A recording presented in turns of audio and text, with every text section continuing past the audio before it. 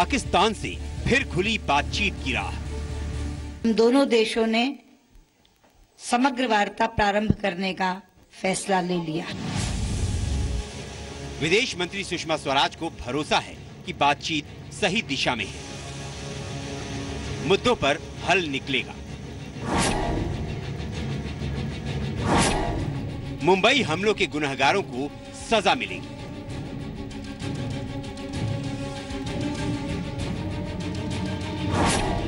आतंकवाद का खात्मा होगा।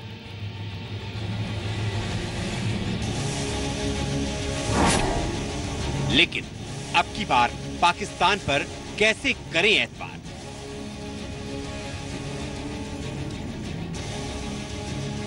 ये सवाल हमेशा की तरह फिर सता रहा है। क्या वाकई पाकिस्तान बातचीत से मुद्दों का हल निकालने का पक्षधर है? इतिहास देखते हुए मन ये मानने की गवाही नहीं देता। पाकिस्तान ने कहा, समग्र वार्ता के लिए तैयार हैं हम। पाकिस्तान की बात का भरोसा किया जा सकता था अगर हार्ट ऑफ एशिया कॉन्फ्रेंस में पाकिस्तान के प्रधानमंत्री ने कहा होता कि भारत का दुश्मन पाकिस्तान का दुश्मन है। नवाज ने कहा, अफगानिस्तान का दुश्मन पाकिस्तान का दुश्मन। For us, Afghanistan is more than a neighbor. The enemies of Afghanistan are the enemies of Pakistan. Nawaz ने नहीं कहा, भारत का दुश्मन पाकिस्तान का दुश्मन।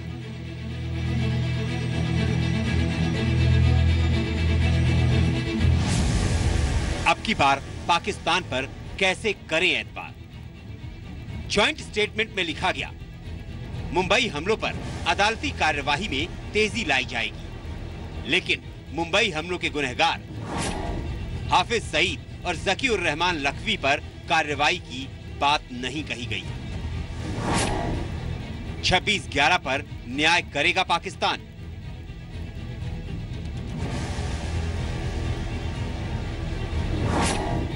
अब की बार पाकिस्तान पर कैसे करें एतबार?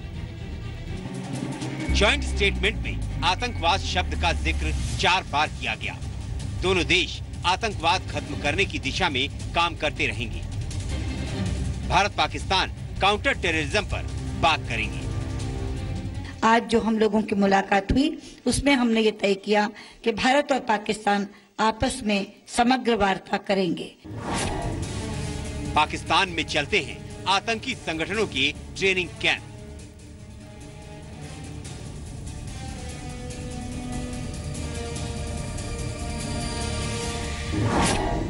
भारत में जासूसी करते पकड़े जाते हैं आईएसआई एजेंट।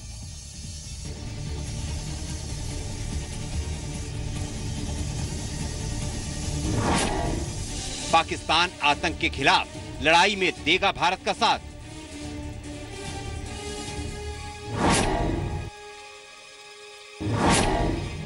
अब की बार पाकिस्तान पर कैसे करें एतबार? सुबह के 9 बज चुके हैं। नमस्कार, आपके साथ मैं हूं नंदिता कुडेशिया। भारत और पाकिस्तान के बीच समग्र बातचीत का रास्ता खुल गया है। सुषमा स्वराज ने सिर्फ 2 मिनट 20 सेकंड में अपनी बात खत्म करके संसद में इस मुद्दे पर आज बयान देने की घोषणा कर दी है। जो बात सामने आई है उसमें सबसे खास है कॉम्पोजिट डायलॉग पर सहमति, आतंकवाद के खिलाफ जंग में साथ साथ, 26/11 मुंबई हमलों के अदालती न्याय की बात। लेकिन सवाल अब भी है, हर मौके पर पीठ में छुरा घोंपने वाले पाकिस्तान पर एतबार करें तो कैसे? यही है हमारा आज का अहम खबर।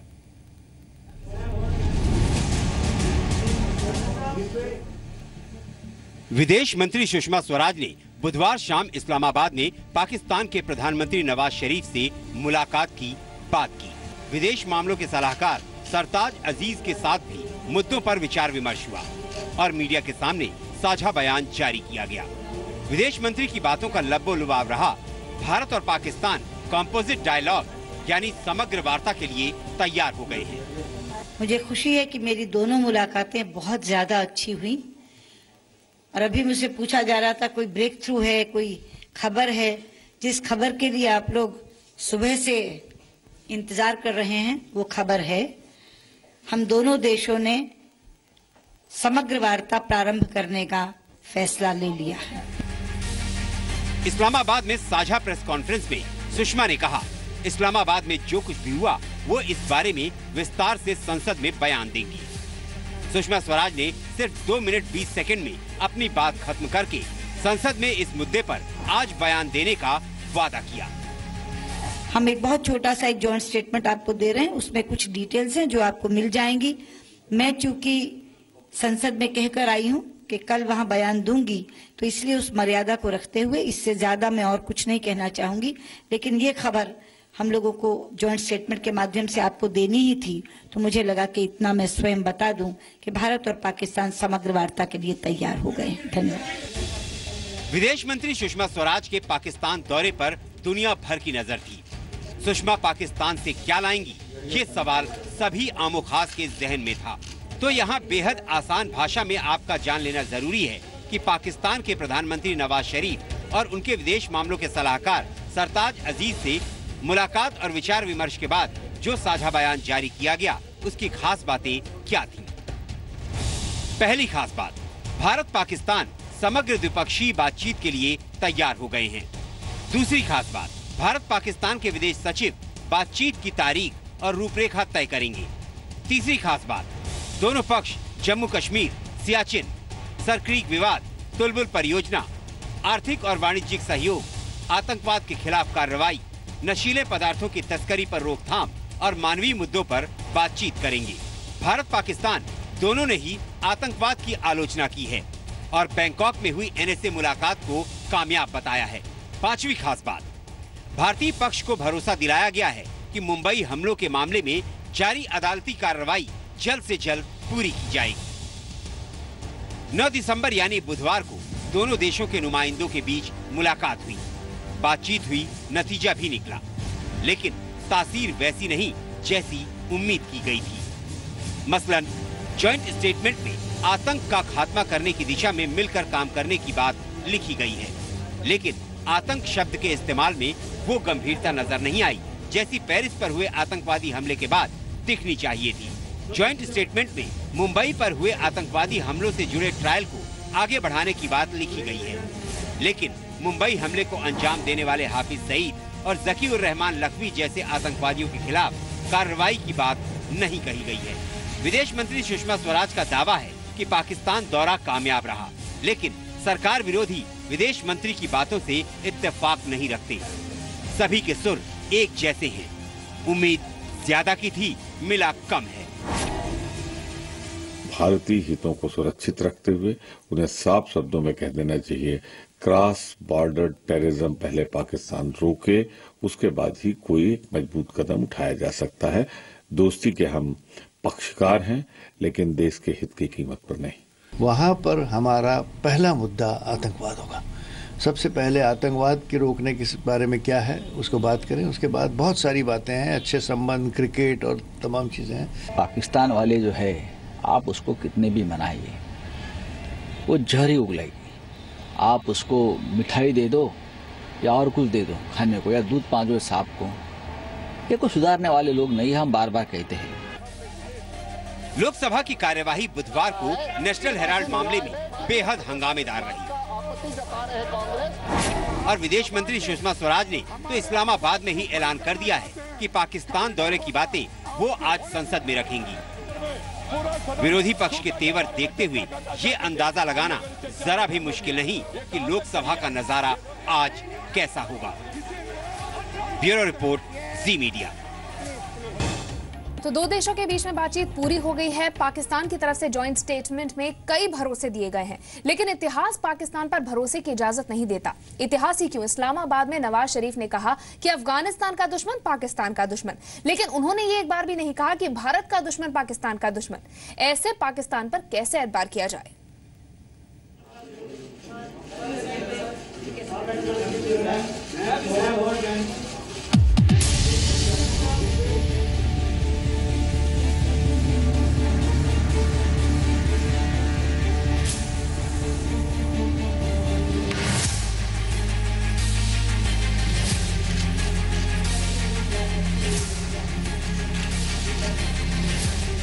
बंद कमरे में नवाज शरीफ की शराफत। सार्वजनिक मंच पर नवाज ने छोड़ दी शराफत। The enemies of Afghanistan are the enemies of Pakistan. Afghanistan का दुश्मन पाकिस्तान का दुश्मन, लेकिन भारत का दुश्मन पाकिस्तान का दुश्मन नहीं। अब की बार पाकिस्तान पर कैसे करें एतबार?